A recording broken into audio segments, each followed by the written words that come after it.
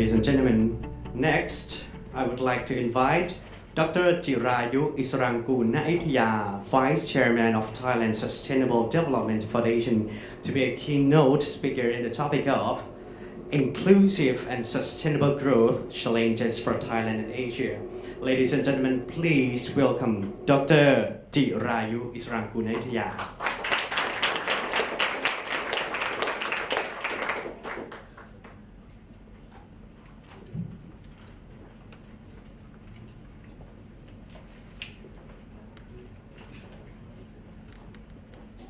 Your Excellency General Thanasak, Kun Pana, Kun Karan,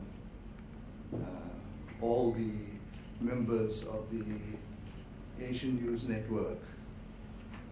It is a great honor for me to have the chance to make a presentation to 15 people of considerable journalistic background experience, and I feel that I must take the opportunity to do this in the next 40 minutes, which is a very small amount of time to speak on the topic which has been given to me.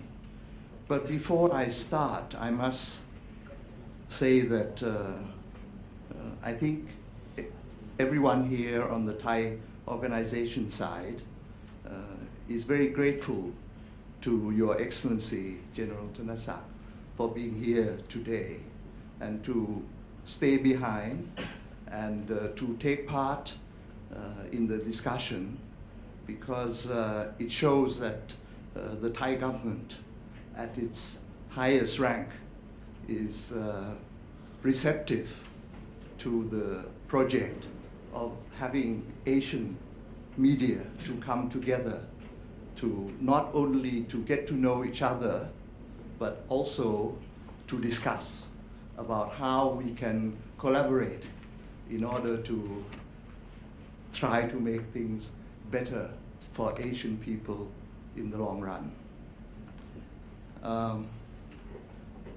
I think that this morning you had a great account about the Thai economic policies and Thai economic measures which the Thai government through Dr. Sumkit is trying to get Thailand out of the so-called middle income trap. Everyone is asking about this question. How can Thailand get out of the middle income trap? And I think that from what I heard, Dr. Sumkit and his team, who have been working very hard on this, has given all of us a glimpse of how the Thai government is confident in trying to get Thailand out of this trap, and at the same time prepare for the collaboration with other Asian countries, especially ASEAN, which will come into, the AAC will come into being at the end of this year. I think that all of us in Thailand are looking forward to take advantage of this. I have been given the opportunity to give you a presentation about the longer term perspective, while Dr. Sumkit has given you the actual policies and measures facing Thailand at this moment. But I will try to join him in giving you maybe a longer term perspective of sustainable development in the long run. So I have to go back, if you'll allow me, to go back to 1997. Going back to 1997. I think here in Thailand, we always go back to 1997, And that was the year that we faced and suffered a great deal from the economic crisis that happened in 1997. And up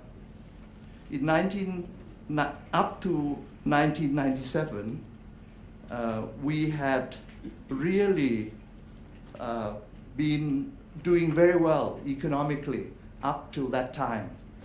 But in 1997, Thailand helped to ignite an economic crisis.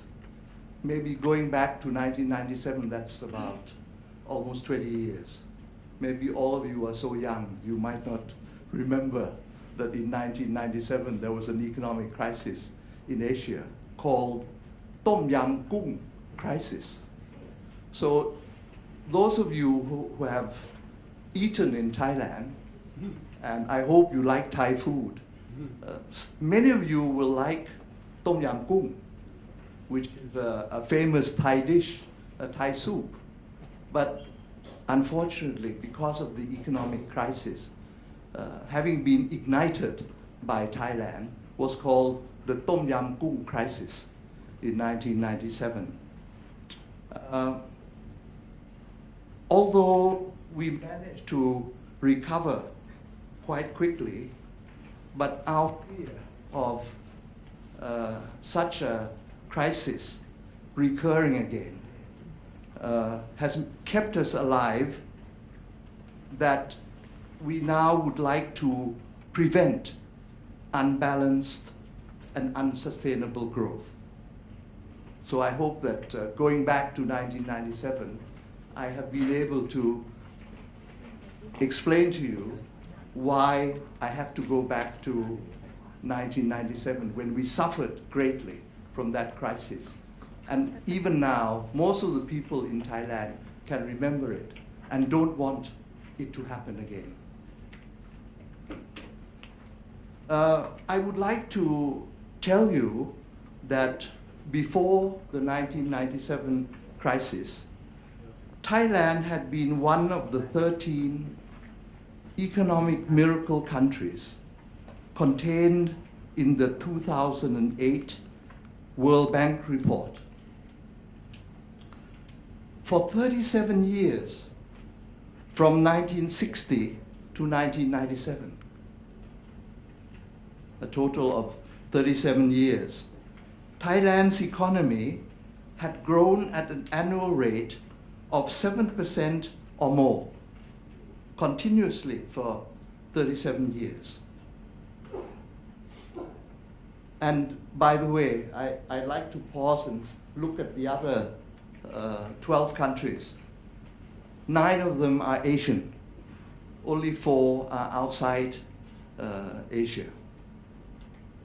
But at that time, we were proud that we managed to grow continuously for 37 years, and we were one of the 13, the World Bank called them miracle countries because they don't think it can be repeated again.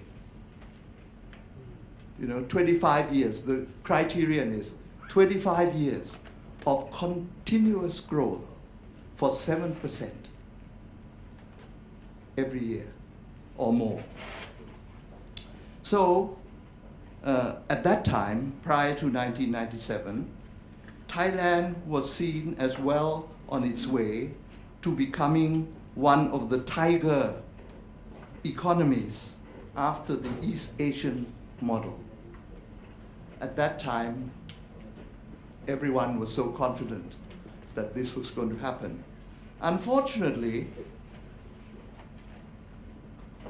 the crisis happened, and the miracle growth, it was found out, did not come without its costs or problems. After the crisis, analysts identified that there were 4 main problems that we developed at the same time as the miracle growth. And these 4 problems were: 1, income disparities. Secondly, the urban-rural disparities. The third one was environmental deterioration. Forests have been denuded in order to make way for exports of products. This is what is meant by environmental deterioration. And the fourth one, which is, I think, extremely important, values and mindset deterioration. During this long period of growth, everyone wanted more and more and more growth. So the values and mindset of the people had deteriorated. These four problems became much more exposed, and people were becoming very interested to try and solve them after the 1997 crisis. So the development activity after 1997 had to take a new track beyond merely disciplining the fortune seekers. The government needed a new paradigm for development of the country that could inspire the public to adopt sustainable ways of life at all levels. At this precarious time, as the country was grappling with the 1997 crisis, His Majesty the King, in his annual birthday speech in December of that year, captured the national mood by calling for an economy where people are more self-reliant and have an adequate livelihood for themselves. In the following year, His Majesty's thinking was collected from his public statements over past decades prior to 1997 and formulated as the sufficiency economy philosophy. The King gave it the Thai name of Sethakit Pawpiang, which literally means an enough economy.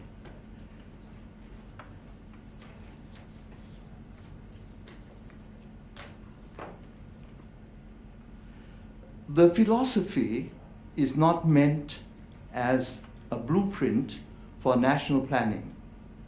Rather, it was originally expressed as a series of maxims to set the course for planning a project or any public or personal endeavor.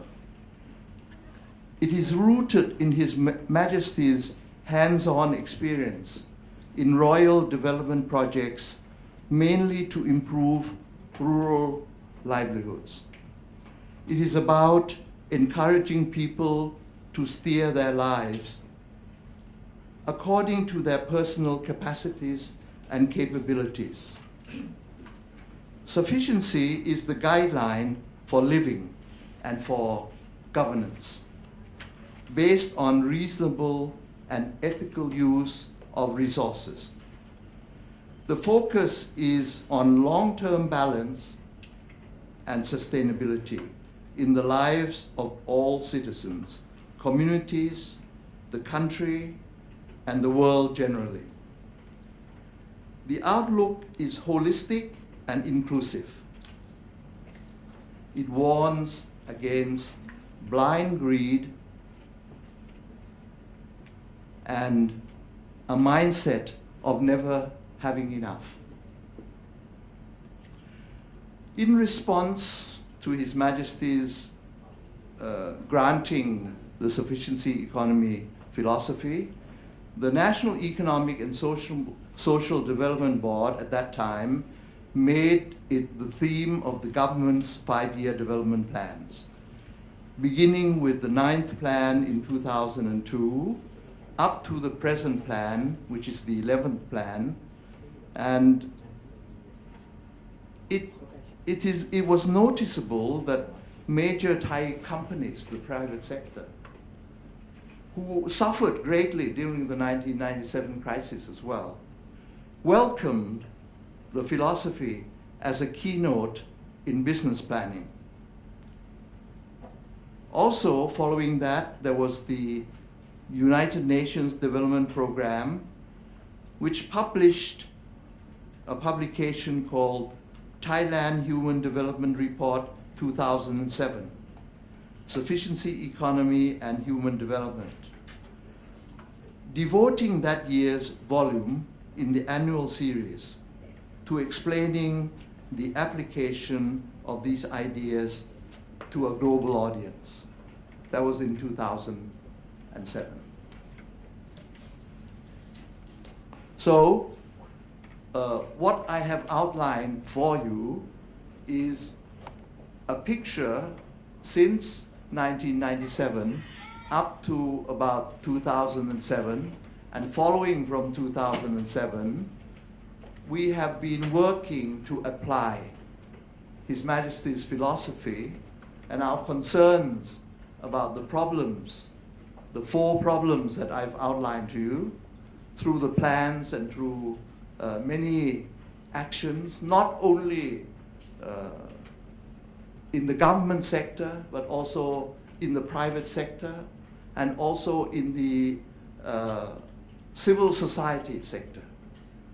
There has been this interest, and it is because it comes, first of all, people had the national mood to take it up, as well as it is His Majesty's philosophy, and we were afraid that if we did not solve the problems in a sustainable way, we will have another crisis. So out of all these conditions, we have been following up on this. Now, because of the limitation in time, I would like now to come to 2014, which is last year. That's when we set up the Thailand Sustainable Development Foundation. And I'm very happy and honored that we set it up because we received a recommendation and we received the encouragement by our regional UN organization, SCAP. I hope you know our regional UN organization, which is SCAP. They recommended to us that since we are so interested in the sufficiency economy philosophy and sustainable development, that we ought to set up this foundation. And I would like to describe to you that we have been working in the last year on 3 main topics. The first topic is sustainable development in area-based rural communities, so that we can realize the objective of inclusive growth. I believe that you can understand that with the disparity of rural, urban income, with the disparities of income distribution, most of the people who are poor are people in the rural areas. And because of the environmental deterioration that I mentioned earlier, because of all these major problems, a great deal of effort should be made by us in Thailand on area-based rural development. So this is the first area which the foundation has been working on. The second area that we have worked on is to encourage studies and research into the conceptual relationship between sufficiency economy philosophy and sustainable development.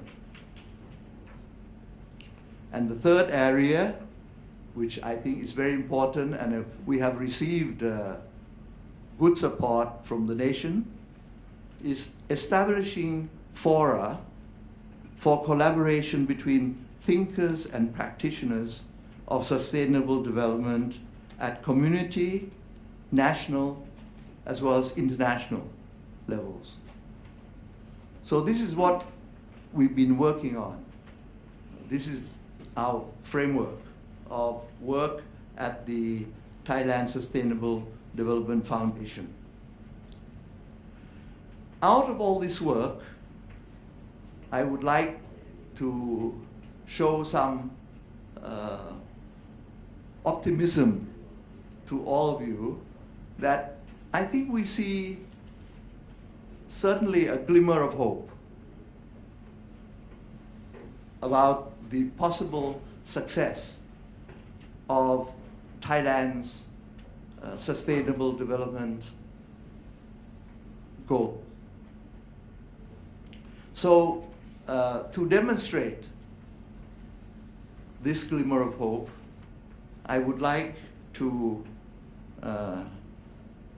present to you a sort of works in progress. We're in the middle of all this. I cannot say that we have completed the work.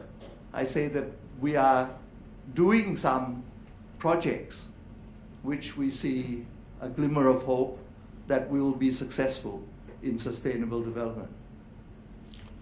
The first project that I would like to report to you, and I'm glad to have Kun Karan here, because he's the one doing most of the work. And this is the work done by a foundation which we have been supporting and learning from. And it is done by the one that you can, the sign has gone now, the Royal Discovery Initiative Discovery Project. In Thai it's called Pit Thong Lang Prat. The one, here's the logo. What this organization has done, it is community development with a difference. Before, community development in the rural areas were carried out mostly either by the bureaucrats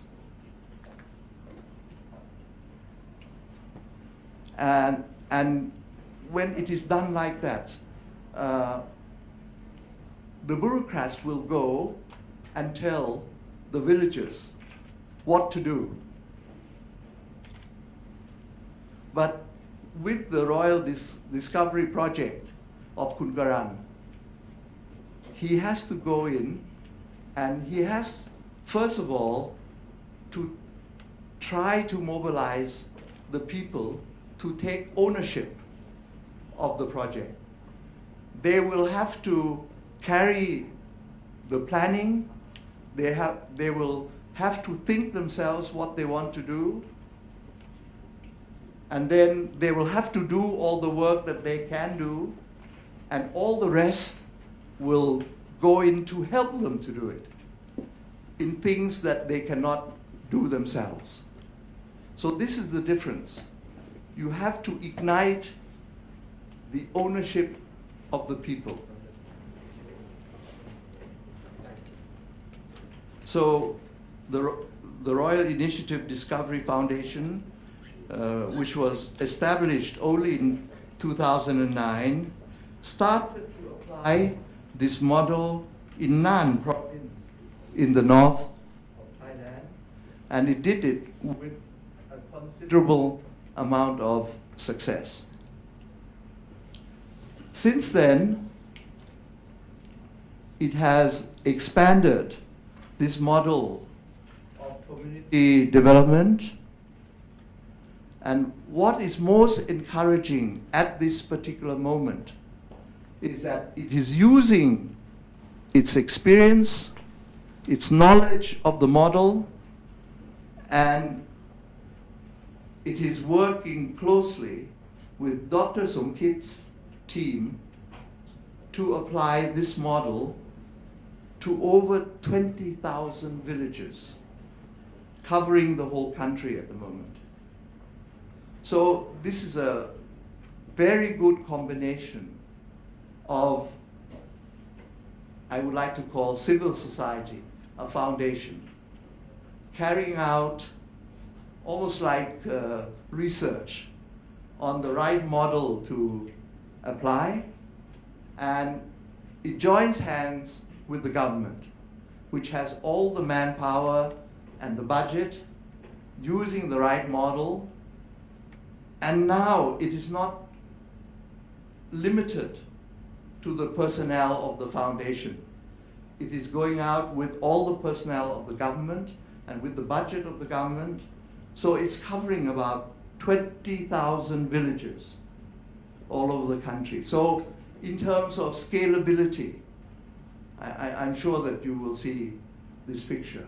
We have gone all over the world, and we will see a very successful project, but there is no scalability because success is limited to one village. But in this particular case, we have a good chance, and I'm sure that during the Q&A, if you ask Kun Karan, he will be able to tell you and give you real answers as to how this is going to, that he is optimistic that this will make a difference to the target of inclusive growth.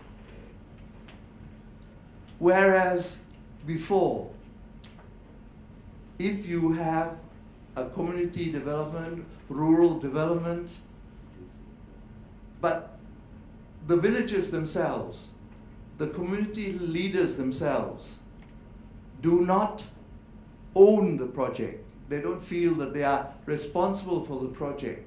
So it becomes a handout kind of a project. It is not sustainable.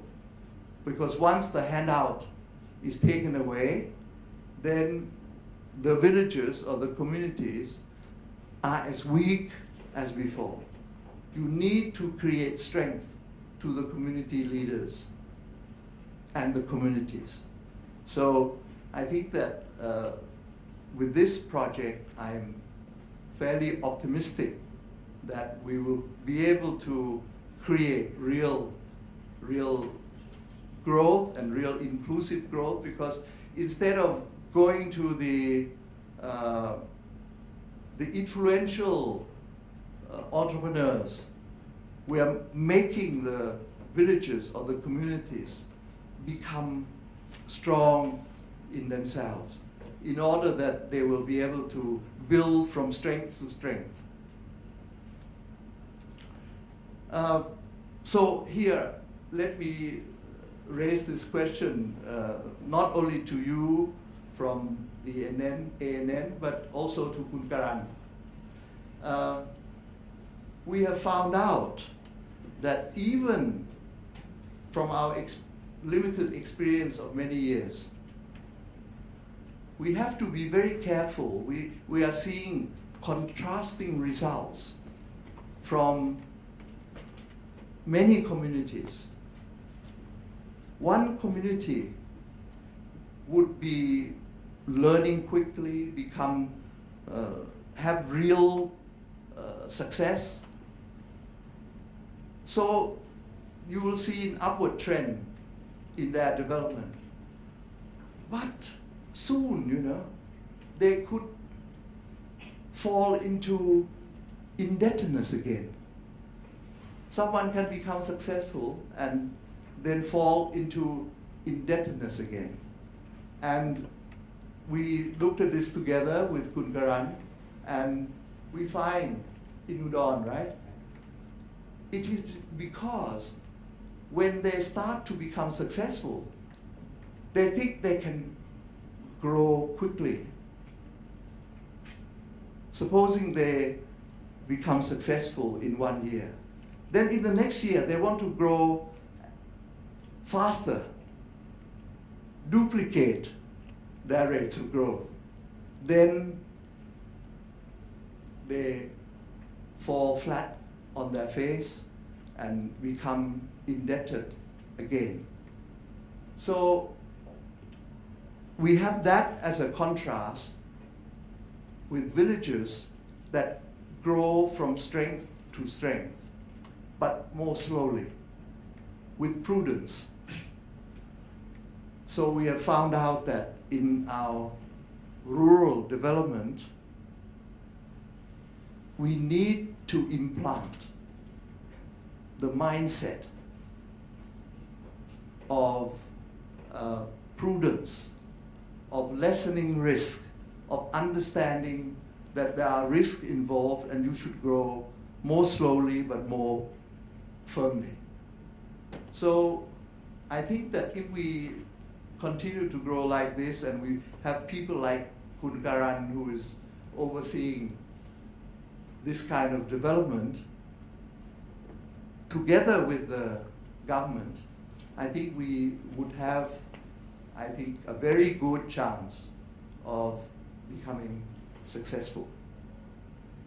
So this is the first project that I would like to tell you and to demonstrate why I am optimistic that we have a good answer to solve our inclusive growth problem.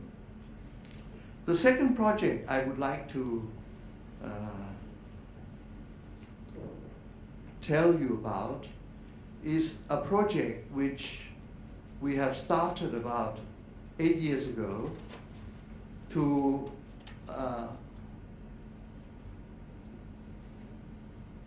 spread the application and the knowledge of sustainable development and sufficiency economy philosophy into the school system. In the United Nations publication, they gave us 6 recommendations in 2007. The 6th recommendation was that if you are going to be successful to solve the fundamental problems, you remember I told you about 4 problems. The last problem was the deterioration of the mindset. So the UN report in 2007 recommended to Thailand that if you really want to be successful about the mindset, you have to do it in the school system. You have to start with the school children. So that's why we embarked on trying to reform the curriculum in schools, right from the kindergarten to secondary school graduates. 12 years of education. So the curriculum was altered so that the idea of sustainable development and sufficiency economy philosophy was transmitted in the curriculum to the school children. And I remember that when they started to do this, they experimented. They started with 9 schools. This was in 2005. But now I'm very happy to report to you that the latest number that we've got is that 19,000 schools, 49.5% of all the schools in Thailand have now passed the assessment of being sufficiency schools. So this is quite an achievement, And there is one lady that I would like to mention to you today. Her name is Dr. Priyanut. She has worked on this for the last 10 years or so and has enabled half of all the schools to have passed this being the sufficiency schools.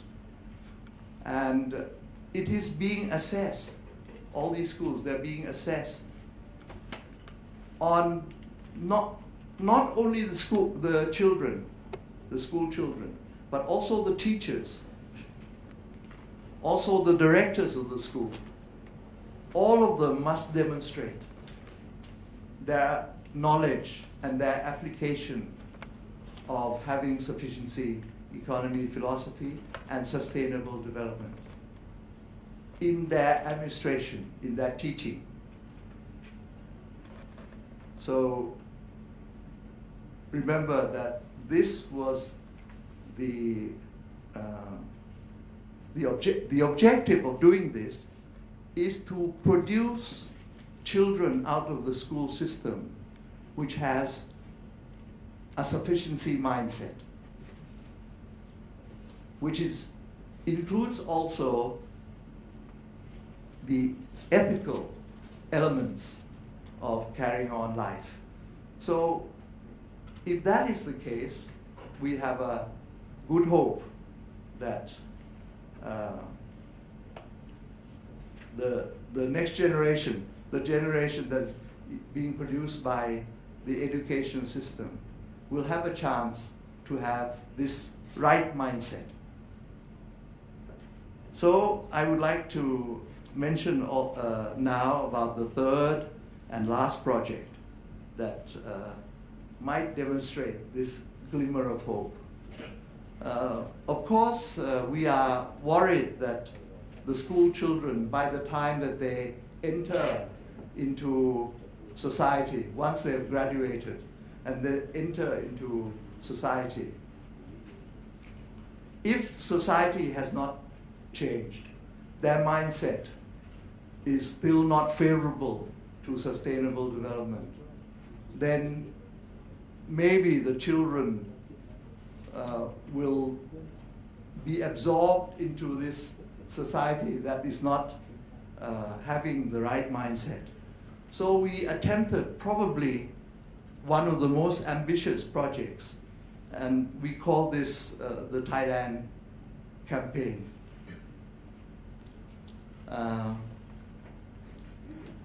Dissatisfied with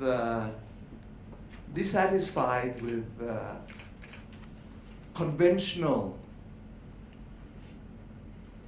media, we asked the advertising profession, because we consider them to be the ones that have been most successful in changing the minds of people. I mean, you know, the advertising agencies, they are the ones who are able to convince consumers to buy their products. You know, they're very good in making people change their minds to buy the products of a particular company. So we asked them to cooperate with us and said, look, why don't you try to do something that similar, but instead of selling a product, sell them a good value, or try to prompt them to change from a bad habit to a good habit. So they collaborated with us, and they did a survey of the Thai people, and the Thai people in the survey gave the advertising agency the answer that there were 4 habits of the Thais which they would like a campaign to try to change. And so we carried out this campaign, and there was a combination of both private sector, civil society, and the government coming together to carry out this campaign. And because it is in Thai. I would like to show you only 2 clips, just for you to see as an example. So, can you show that, please?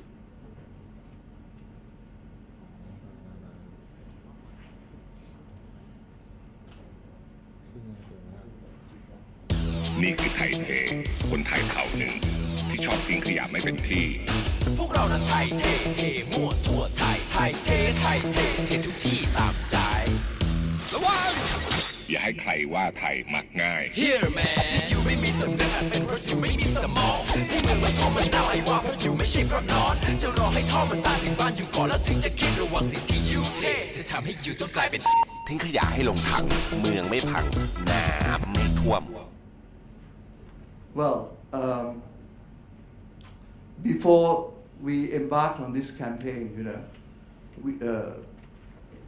we had a big flood in Bangkok, and it was analyzed that one of the problems of the big flood was that all the drains were clogged with garbage. So many people in Bangkok didn't like that.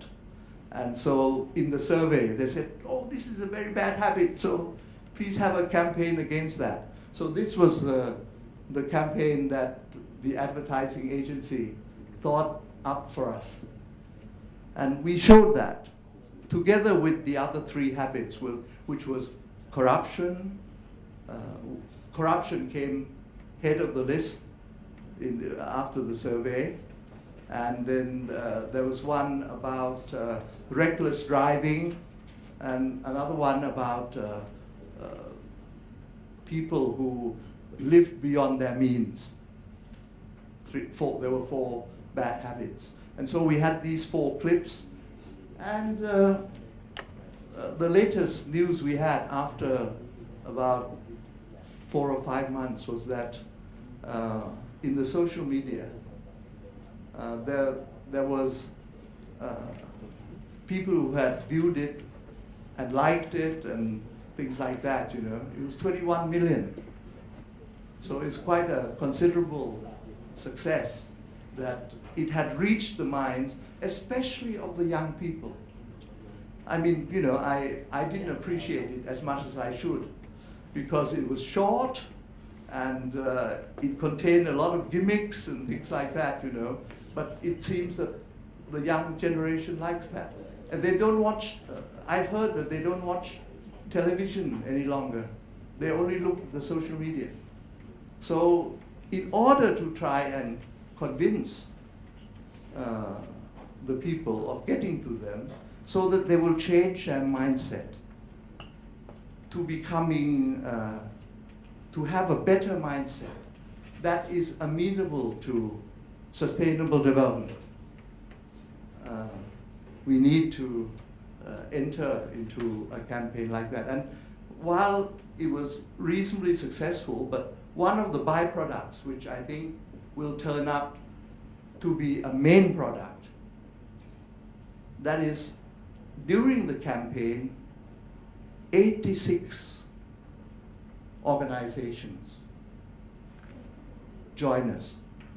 We started with 5 organizations, and 86 have joined us. 13 government agencies, 62 private business, 11 NGOs. So 86 organizations join us so that we will be able in the future to collaborate and steer the CSR activities in the same direction in order to improve the social behavior of our target groups.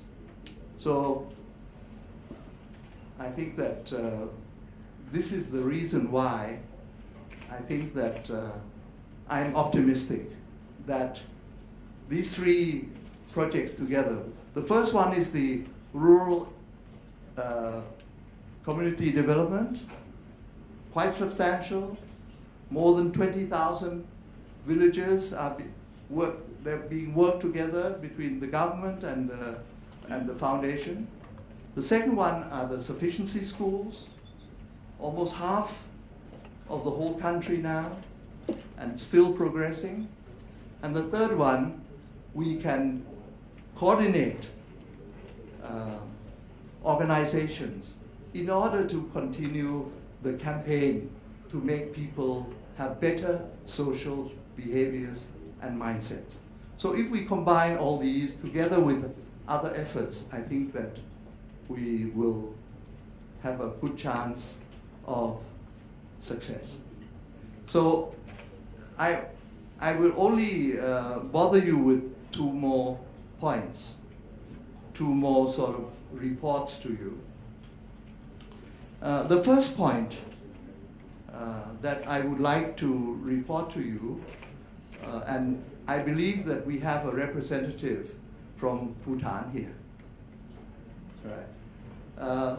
Let me say that in our work on sustainable development here in Thailand, I would like to say that Bhutan has caught the attention of the world when it proposed to change gross national product with gross national happiness. Am I right? Although I don't think we can measure gross national happiness yet, but most of the prominent economists of the world, including Jeffrey Sachs, has said that we have to give attention to what Bhutan has pointed out, that we mustn't blindly look at gross national product or growth per se, that we ought to look at happiness as a main target for development. And I would like to report that from the gurus that we have going into the rural areas, maybe I think that we are on the right track together with what Bhutan has pointed out. Because what we have found out from some of our rural development projects, no longer does the community leaders or the villagers, the grassroots, say that they want to have increases in income only. But we have found out that they are reporting that the objective is to become happy in a community that you are born in. To be happy in a community that you are born in. So what this means is that there will not be this great migration from the rural areas into the urban areas. There will be people who will be satisfied and happy, live in a good community with good community spirit in the rural areas. So I think this is something that I perhaps can share with the representative from Bhutan, that I think we're on the right track. But we have to measure and we have to find out more about this. And while a country like Singapore might not have this dilemma, but all the other countries, you know, Indonesia, Myanmar, Laos, that we have, all these countries that have a big rural sector, I think this sort of urban-rural dilemma, it would be good for us to continue to work on this. And I think that, you know, this idea of happiness, of working and living, becoming successful and happy in the community that you are born is a sort of target that we could share experiences together. The last thing I think I would like to leave with you before perhaps we can have a Q&A and discussion session is that I would like to leave the nation with a question.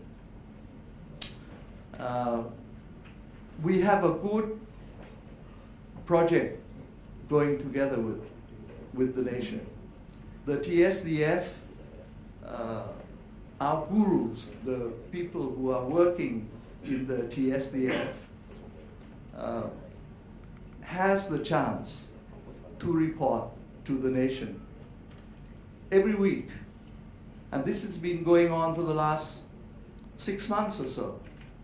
So every week we have a column in your Krungthep Thurukit, a Thai business newspaper. And so I would like to pass on the question, because you are our great collaborator and has been working with us.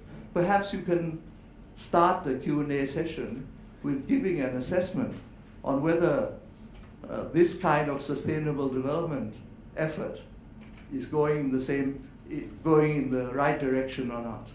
So thank you very much for your attention, and I hope that we will have a good Q&A. And perhaps you can ask the Deputy Prime Minister as well about some things that might be in your mind. So thank you very much. Thank you. Thank you. การจะยืนต่อนะครับ Thank you.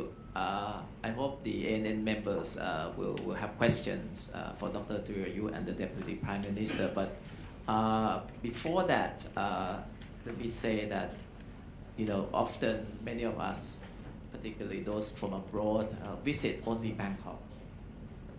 And Bangkok is not Thailand.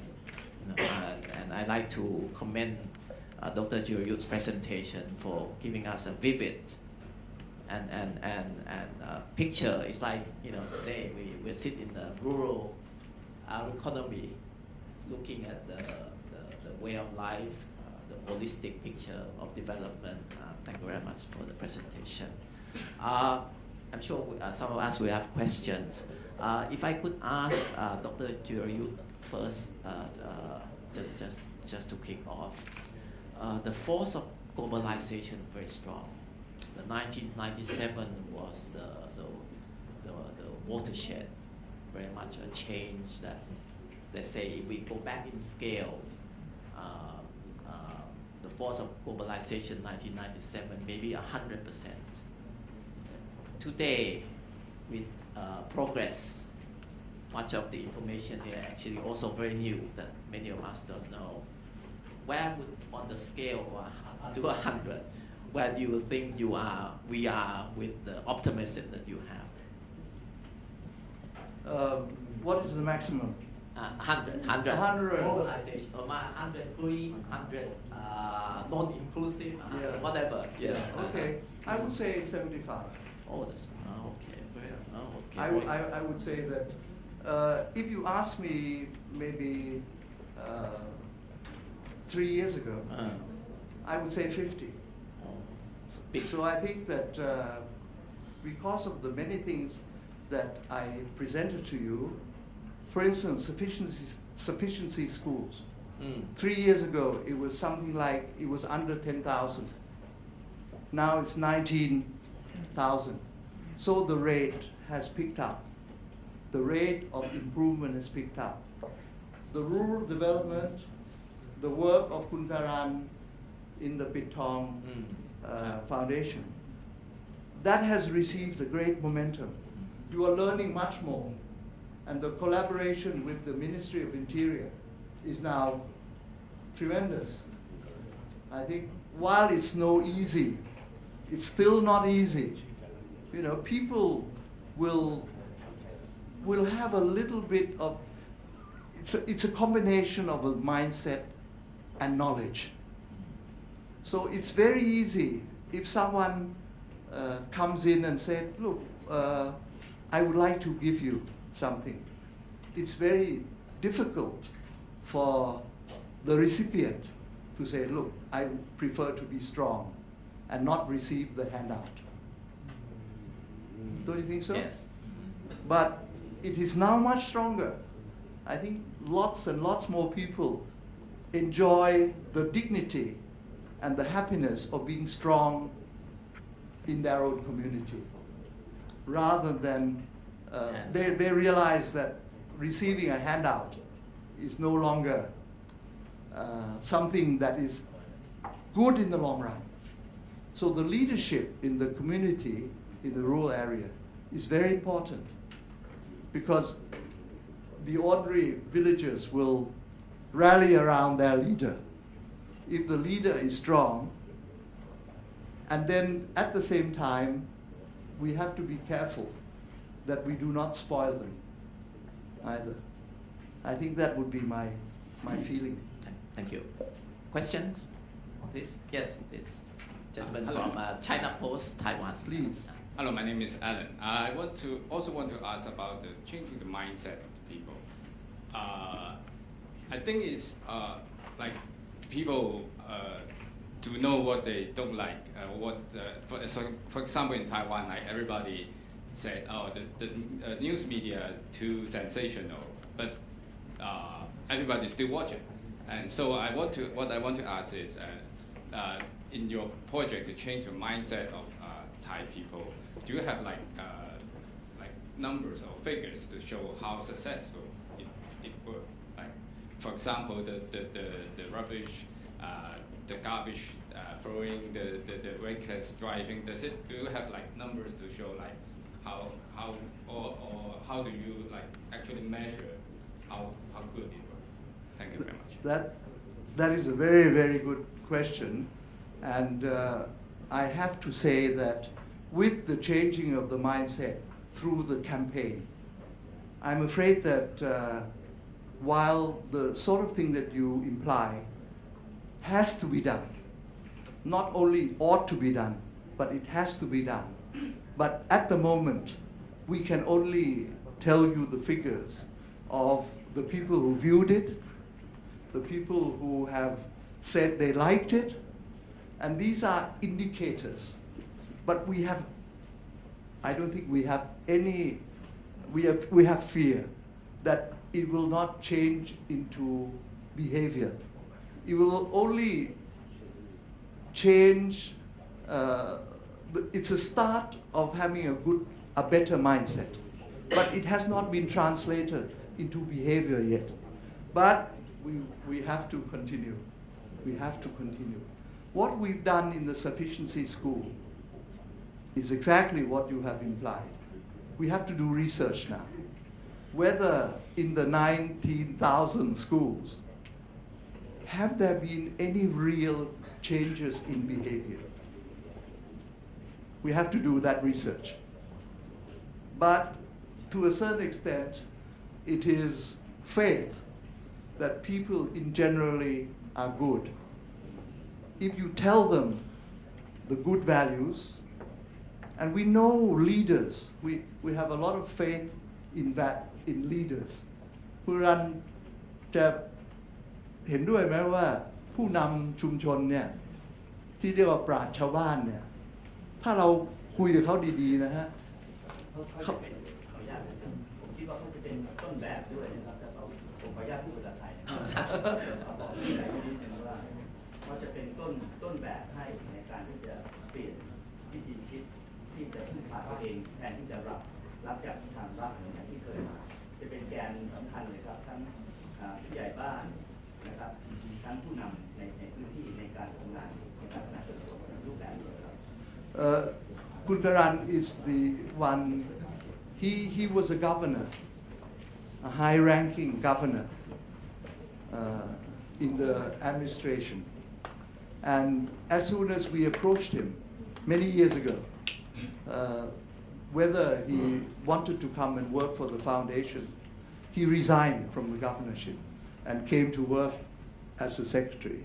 And the answer which he helped me to answer you is that the leaders in the various communities are so important they have the dignity, and they also have the wisdom.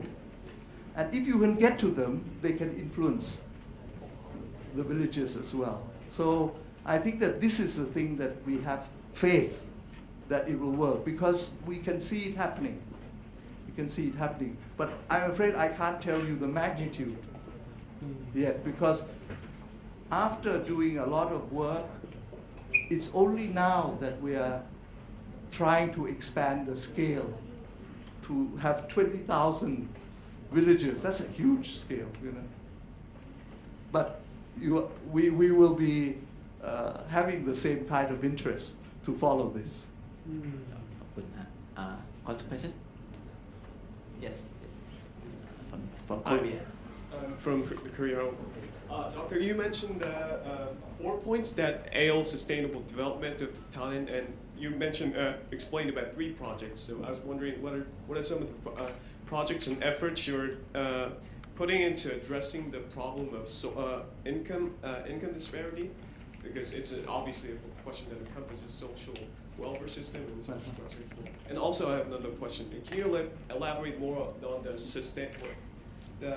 sufficiency school program? Like, what are methods and programs that you use to apply that program so that students learn the values that government sees as important?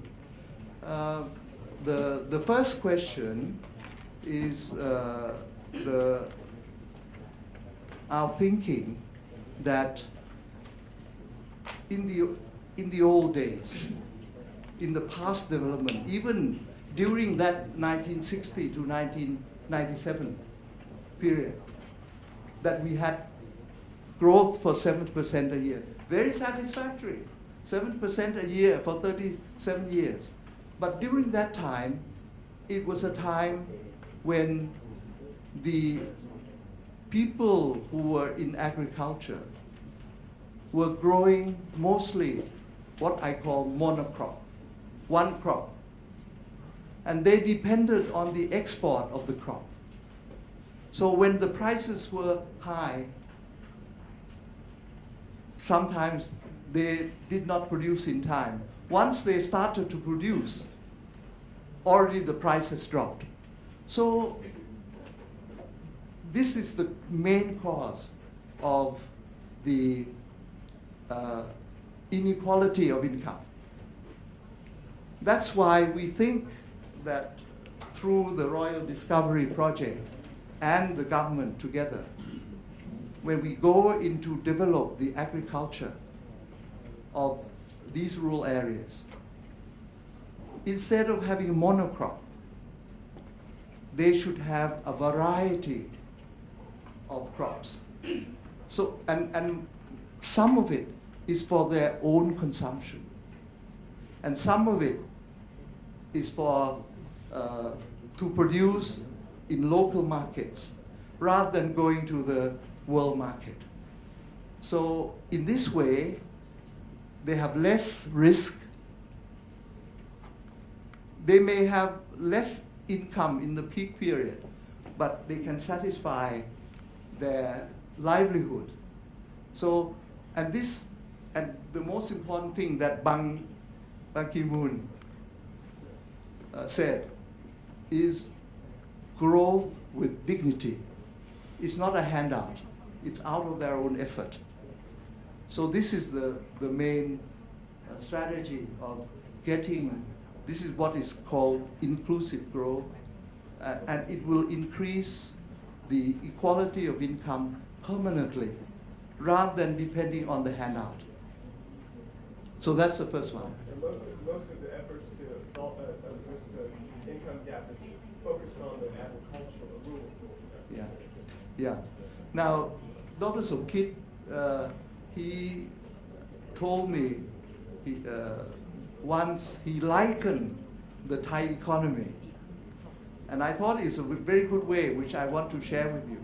He says that during the high growth rate, our Thai economy was like a person with one very strong leg. These are the economic actors that who are strong and very competitive, can sell in the world marketplace, and they need to be encouraged more because we need to have competitive business organizations. But the rural sector was like a leg that was stricken with polio. So we need to develop both legs. We cannot continue to strengthen the good leg only. And we cannot get a handout from the strong leg to the weak leg. We have to make them strong themselves. Question on the sufficiency school, some details. Yeah, sufficiency schools. What happened was that the curriculum since the first year, kindergarten, up to the last year, which is 12 years, we diffuse the knowledge about sufficiency economy, which is prudence, not to be greedy and things like that. Knowledge, integrity, we diffuse that into the curricula. Okay, so for young children, very young, they started to learn about their life at home. So once they come up to secondary school, they understand about the economy of the community, so on and so forth. So by the time they leave school, they have a good mindset about the life that has a sufficiency philosophy mindset. Yes. China Daily. Dr. Chen, this is Hesia from China, and my question is, China is carrying out the universal two-child policy to achieve sustainable development, but many Chinese young couples are hesitant to have a second child because of rising living cost, and among them, education expenditure can be a big part. So what are your suggestions for China? And I have another one for General Tanasa. You are very popular in China because of your comments on your Chinese counterpart, Wang Yi, and there are different understanding. So could you explain it? Thank you.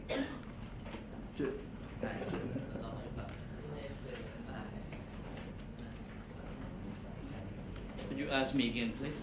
Explain what?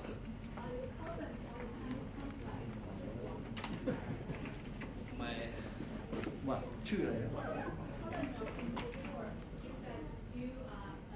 my relationship, or what I think about him or something like that. So we are very good friends. There's a saying that if I were a woman, I would fall in love with His Excellency. And many people said that you admire his characteristic, and some people say that you mean the relation of Thailand and China. So what's your meaning? Because we are cousins. We know each other for more than 1,000 years. So this year will be 40 years of diplomatic anniversary. So we celebrate everything together this year. And one thing that I said this just is a comparison, not in real, because I said that if I were Yeah. woman, I fell in love with Wang Yi because we decide to be the coordinator for ASEAN and China about South China Sea. And on my chairmanship, we done very well. We almost conclude our target. We will conclude our COC, Code of Conduct, almost put in the paper. But unfortunately, we just hand over our chairmanship to Singapore. So I put a big burden and headache, a lot of headache to Singapore, our friend. We have some Singapore people here. So now they have to talk about about South China Sea. And in 3 years of our chairmanship, Thailand chairmanship, everything quieted, work together. Whoever cannot talk to China, they can come to us and we can talk to China. That's why I said if I were a woman, I would fall in love with him because anything we talk to him, good response coming back and make this area, this ASEAN and China and South China Sea in very peaceful manner until now. So, and you know the situation now, try to raise something up, but it's a big burden for whole ASEAN. But the main coordinator will be Singapore now, but we still support Singapore as well because last 2 or 3 weeks ago, some of representatives of Singapore met with my Prime Minister and raised about this issue as well because when you change coordinator, it's almost change everything because we come almost to the end because China accept the DOC and he accept to write something in COC, something like commonality that we can work together. We have hotline, we have exercise, HADI exercise, anything, tabletop exercise, and we put something on this list and put something that China doesn't like, put in the paper, and we will talk later. But the good thing is we can put everything in one paper. That means the peaceful in South China, so we can see the light in the end of the hole, of the tunnel. But now we wait and see. Everything will come and see. And for this APEC meeting, I believe that there will be someone to raise this issue as well again. I come back again to your question that he's nice, polite, and Thailand and China, we are cousins. We and the other country, we are long-term friends, we are good friendship. Some country, 180 years friendship, so friends should know each other. So that's why I dare to talk that time because this is the meaning for my heart to him. But we are friends to each country, every country, like Russia, have a selling good, buying good something. But because of the dignity, some country try to balance their power. So, but in Asia, people, dignity is the first thing, and sovereignty is the number one. So if someone try to do something in front of your home, they try to. But for me, I always keep talking. I'm set example why South China Sea have something when it calm down, something going up. Some country, our friend, come to do some exercise, combine exercise with some country. China come one step. When our friend go back, China stand still, same place. When they come to do another exercise, China come another step.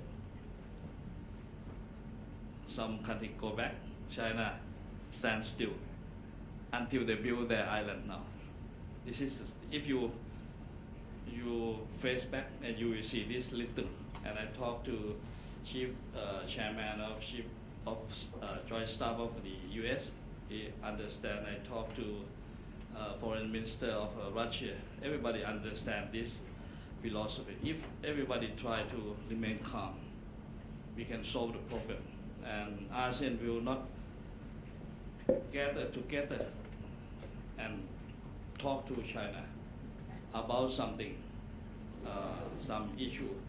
We decided we will talk bilateral about the benefit of the country. It will be fair for China. So that's why we try to negotiate and we coordinated with everyone. That why 3 years ago, no problem. And come back to your question again. The why I said I fell in love with Wang Yi again. He's so nice. That the way I say thank you to him last 3 years, because he said something thank you to me first too, because that will be the ceremonial for thank you to each other for finish our term. So if this will be good and ASEAN strong and be one, the benefit will come to ASEAN. But if we divide, we not be the same as one, we will lost benefit. I'm not sure that I answer your question or not. Okay, thank you. If I could ask you all to give both the Deputy Prime Minister and Dr. Jerry a round of applause for their candid comments.